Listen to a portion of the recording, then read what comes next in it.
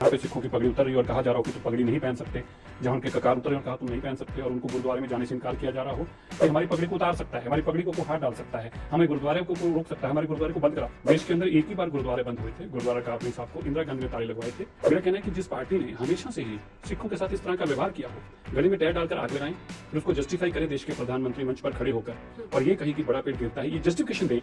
जिन लोगों ने हमारी पगड़ियों पे हाथ डाला, हमारी परिवारों पे हाथ डाला, जिंदा हमें जकरिया खान, ना औरंगजेब, ना अब्दाली, ना कांग्रेस और ना गोरे हमारी पगड़ी को न उतार सकेंगे, न उतार सकेंगे। राहुल गांधी जी हर धर्म हर वर्ग को अपनी पोशाक, अपनी भाषा, अपनी संस्कृति की बात कर रहे थे। आज इस देश को आईना दिखा रहे हैं राहुल गांधी, और साथ में बहुत सारे यहाँ पर बैठे हुए लोगों को भी दिखा रहे हैं।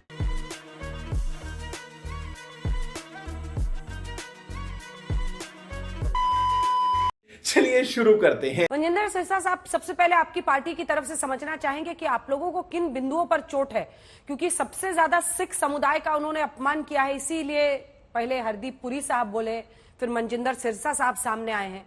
लेकिन सवाल यह है कि राहुल गांधी ने तो यह कहा है कि पहन पाएंगे या नहीं, चाहे वो टर्बन हो चाहे वो कड़ा हो, ये उन्होंने कहा है। ऐसा हो रहा है क्या? उन्होंने ऐसा कहा है? कौन कौन से बिंदुओं पर आप लोगों को आपत्ति है? हमारी अंजना जी, यही आपत्ति सबसे बड़ी है कि आप एक कम्युनिटी के खिलाफ, एक विशेष धर्म के खिलाफ ऐसी नफरत भरी बात बोले हैं कि भारत के अंदर किस चीज लड़ाई चल रही है। अब मैं तो दिल्ली में रहता हूं, देश में हर जगह जाता हूं, कल भी जम्मू में होगा, देश के हर कोने में घूमता हूं, मैंने उस लड़ाई को नहीं देखा जहां कहां वो लड़ाई चल रही है, जहां पे सिखों की पगड़ी उतर रही है और कहा जा रहा हो कि तुम पगड़ी नहीं पहन सकते, जहां उनके ककार उतर रहे और कहा तुम नहीं पहन सकते, और उनको गुरुद्वारे में जाने से इनकार किया जा रहा हो। आप इस तरह की एक नफरत भरी किसी कम्युनिटी के खिलाफ एक ऐसी नैरेटिव पेश करते हैं कि हमारी पगड़ी को उतार सकता है, हमारी पगड़ी को हाथ डाल सकता है, हमें गुरुद्वारे को रोक सकता है, हमारे गुरुद्वारे को बंद करा सकता है। अंजना जी, मैं आपको 2 उदाहरण देना चाहता हूं आपकी जानकारी के लिए। देश के अंदर एक ही बार गुरुद्वारे बंद हुए थे, गुरुद्वारा काबली साहब को इंदिरा गांधी ने ताले लगवाए थे, और तब अकाली दल ने आकर दिल्ली में प्रदर्शन किया था। तकरीबन 15,000 सिख तिहाड़ जेल में बंद हुए थे, और फिर दिल्ली सिख गुरुद्वारा मैनेजमेंट कमेटी का एक्ट बना, जिसके मुख्य सेवादार अध्यक्ष के रूप में मुझे भी सेवा करने का मौका मिला।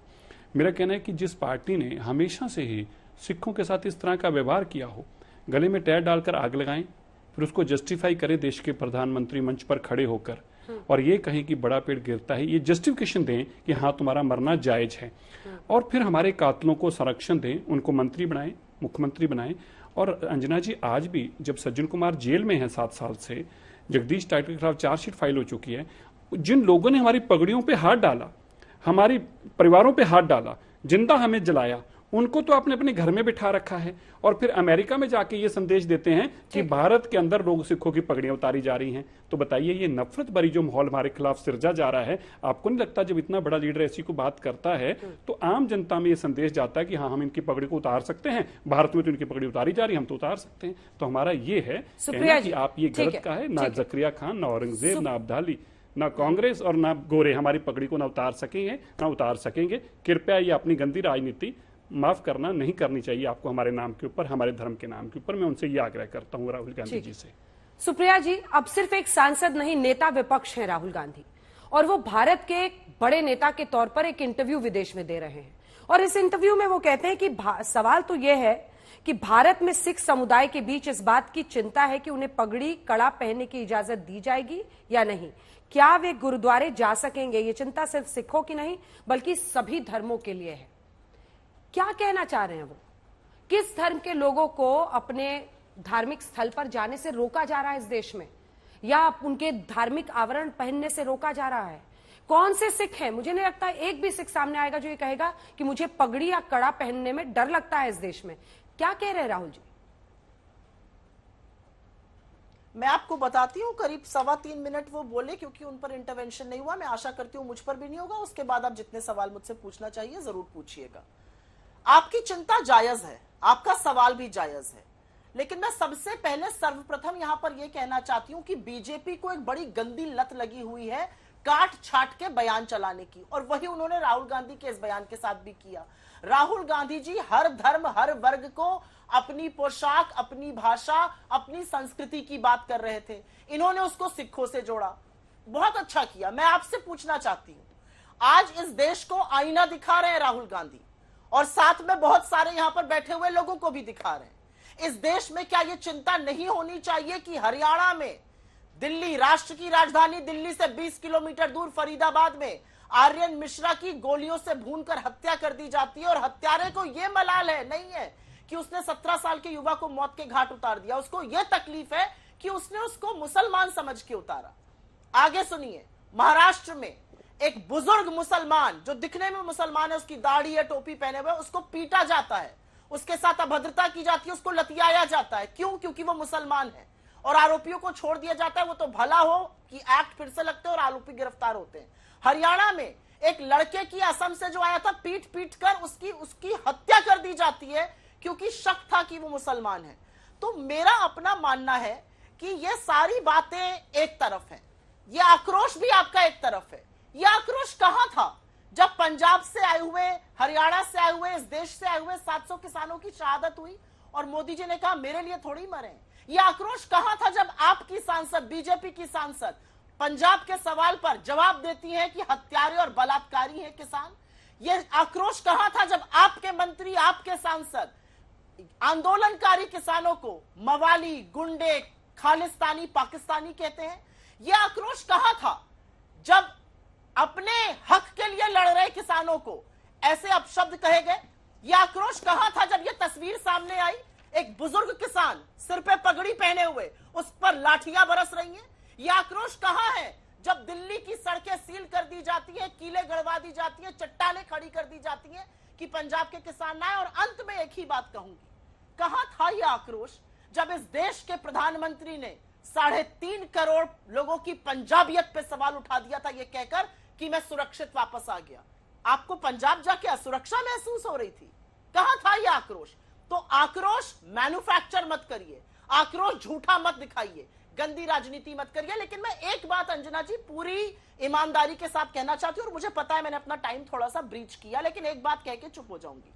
और यह बात यह है कि अभी भी बीजेपी के लोग, अभी भी भक्त, अभी भी ट्रोल आर्मी एक बात नहीं समझ रही है कि राहुल गांधी के खिलाफ व्यक्तिगत आक्षेप लगाकर, उन पर बेवकूफी के बयानबाजी कर उनकी तरफ जहर उगलकर आप कुछ हासिल नहीं कर पा रहे हैं। जनता ने नकार दी है आपकी नफरत की राजनीति। ये कम समझिएगा आप लोग, लेकिन आप जितना ज्यादा ये करिएगा उतना ज्यादा आपका असली चेहरा और बनावटी आक्रोश सामने आता है, जो ढोंग है। लेकिन सुप्रिया जी, मुझे अभी भी अपने सवाल का जवाब नहीं मिला। क्या इस देश में धर्म के आधार पर अपने जो धार्मिक प्रतीक हैं उनको पहनने में लोगों को डर लग रहा है? क्योंकि वो एक नेता विपक्ष के तौर पर विदेश की धरती पर जब ऐसी बात बोलते हैं, लगता है कि देश में तो लोग में डर ही डर है। अंजना जी, मैं हतप्रभ हूं। मैंने आपके सामने 4 एग्जाम्पल दिए। धर्म के आधार पर लोगों को पीटा जा रहा है, उनकी हत्या की जा रही है। एक हिंदू लड़के की मुसलमान समझ के हत्या कर दी गई, एक बुजुर्ग मुसलमान को पीटा गया, शक था कि उसके पास बीफ है, एक लड़के की पीट पीट कर मार डाला गया, लड़कियों के हिजाब नोच लिए जाते हैं, बुजुर्गों के और बुजुर्ग मुसलमानों के कितने वीडियो सामने आते हैं, उनकी दाढ़ी नोचकर उनसे अजीब बातें करी जाती हैं। जवाब दीजिए मंजिंदर जी को कहा जाता है बीजेपी के। मंजिंदर जी जवाब दीजिए। डर का माहौल है? आपको नहीं लगता ये आतंक का माहौल है?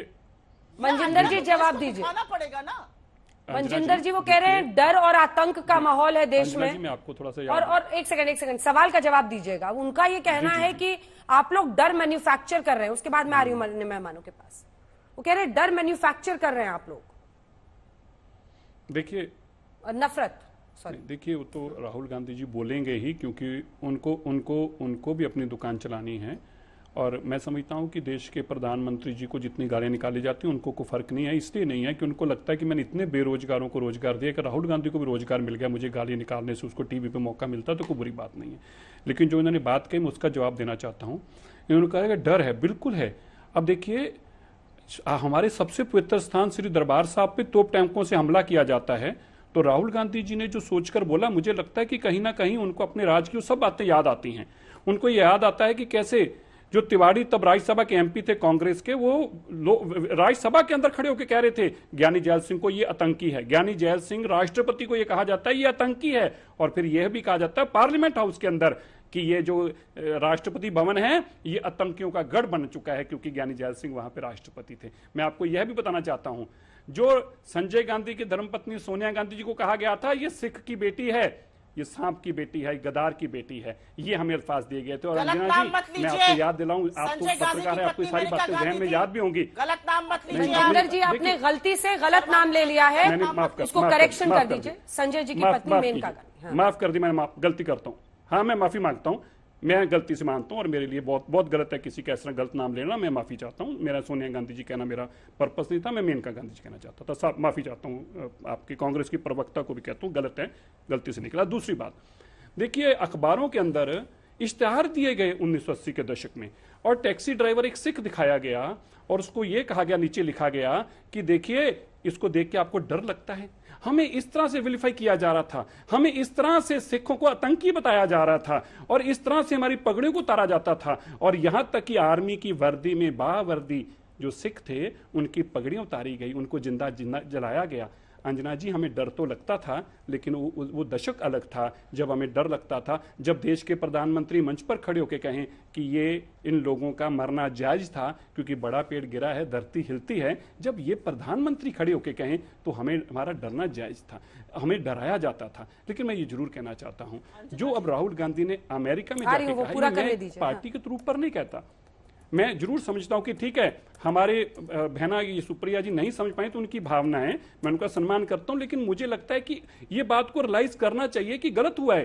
किसी कम्युनिटी को आइडेंटिफाई करके आप ये नहीं कह सकते, उसके खिलाफ इस तरह की नफरत नहीं बोल सकते। और अगर आपके मन में हमारे प्रति अच्छी भावना होती, हम इसको एक्सेप्ट भी करते, पर एक्सेप्ट करते तब जब हमारे कातिल सज्जन कुमार जो जेल में बंद है, आज वो कांग्रेस के मेंबर हैं, और जगदीश टाइटर जिनके ऊपर चार्जशीट फाइल हो चुकी है और चार्जेस फ्रेम हो चुके कोर्ट ने कहा इनके खिलाफ सफिशिएंट एविडेंस है, वो आज भी मंत्री हैं और वो माफ कर रहा आज भी पार्टी के अंदर है और उनको कांग्रेस ने मंत्री बनाया, मुख्यमंत्री बनाया। दोस्तों, वीडियो अंत तक देख ली है तो अच्छी लगी होगी। अगर वीडियो अच्छी लगी है तो वीडियो को एक लाइक और चैनल को सब्सक्राइब कर लेना, और वीडियो में आपकी क्या राय है ये जरूर लिखना। वीडियो अंत तक देखने के लिए आप सभी का बहुत बहुत धन्यवाद। चलिए मिलते हैं अगली वीडियो पर, तब तक के लिए बाय।